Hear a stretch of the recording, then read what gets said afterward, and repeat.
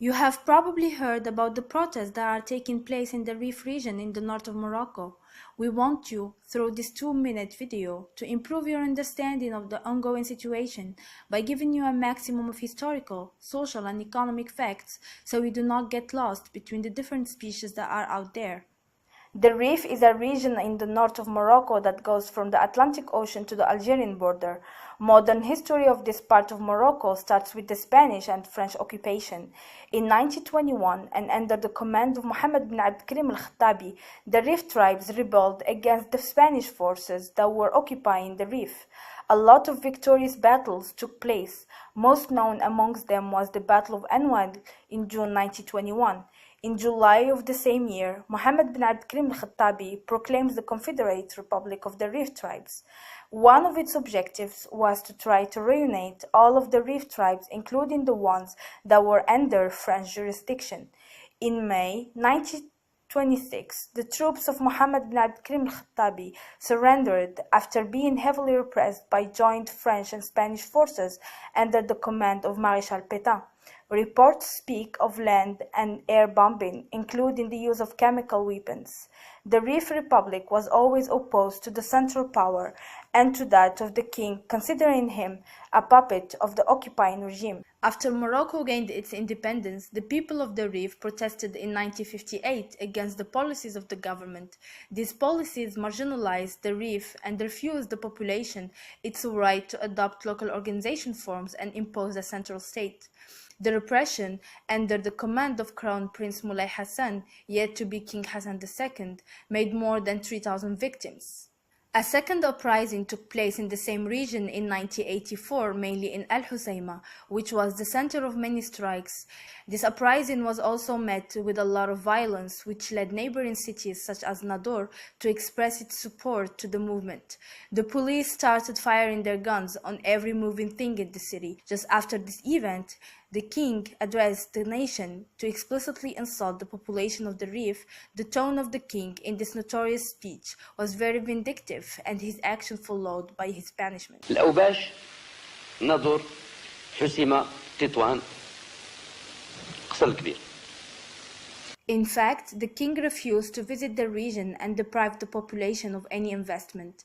The only resources the region was left with was the money coming from the workers abroad, goods smuggling, and the marijuana trafficking that is mainly controlled by cartels that are related to the establishment. Until this point in history, immigration was a way out. Morocco avoided the wars in the 80s, 90s, and the 2000 decade because a lot of people had the opportunity of leaving the country. But this immigration stopped due to the financial crisis of 2008. Since then, youngsters in the Rif lost hope. 3 years later, during the Moroccan spring, 5 people were found assassinated in a bank on the 20th of February. The protests were brought back to life after fish seller Mohsin Fikri was killed in a garbage dumpster after local authorities confiscated his fish. People of the Rif are still asking that the ones behind his tragic death be brought to justice, along with those responsible of the death of the 5 youngsters who were killed on the 20th of February 2011. The population also demands to stop the militarization of the region, which was established since the late 50s, and to stop prosecution of small peasants and several other social demands that are linked to the social model the population craves so much. These social demands demonstrate the failure of the economic and social policies that were led by the successive government in this region, which you can see in the destruction of the productive tissue, the marine and forest resources, the weakness of the basic public services such as schools, universities, hospitals, and also the weak job offer.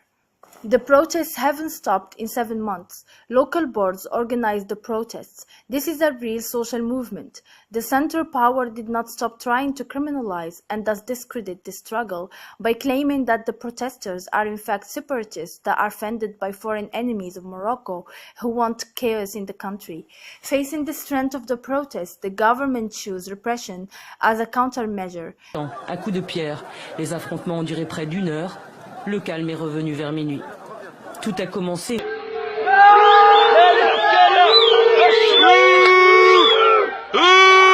The leaders of the movement are particularly targeted. Tens of people got arrested and treated like terrorists. The police is actually trying to annihilate every public collective demonstration of the population, but the people does not give up. Calls for solidarity to the movement emerged from a lot of other Moroccan cities, which makes the government fear a national movement. The repression extends, and this only results in reviving the anger of the whole population of the country. We need now, more than ever, to express our support to the struggle of the Rif and the Moroccan people for freedom, dignity, and social justice.